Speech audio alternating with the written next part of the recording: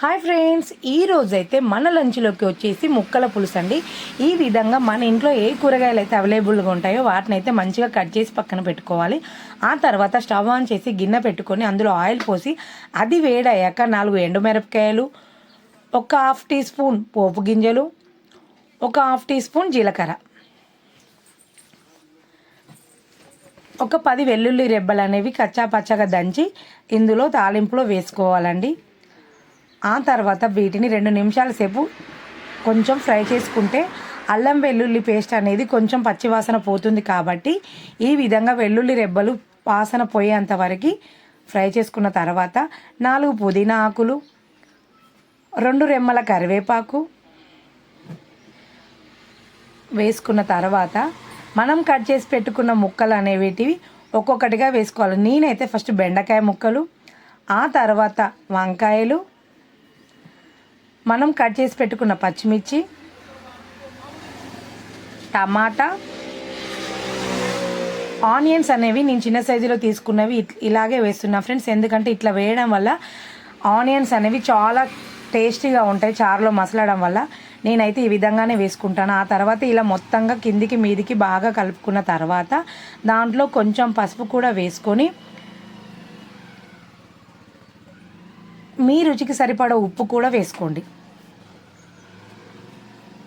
ఆ తర్వాత మరొకసారి ఈ విధంగా కలుపుకొని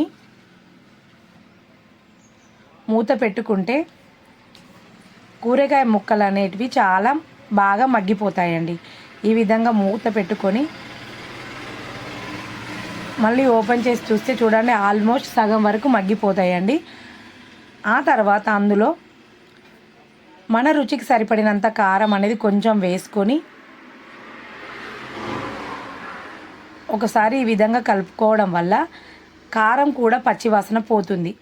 ఈ విధంగా కలిపిన తర్వాత అందులో మనం గుజ్జు తీసి పక్కన పెట్టుకున్న చింతపండు రసం అనేది మన పులుపుకు తగ్గట్టుగా కొంచెం కొంచెంగా ఈ విధంగా మొత్తం పోసుకొని ఉంచుకోవాలి.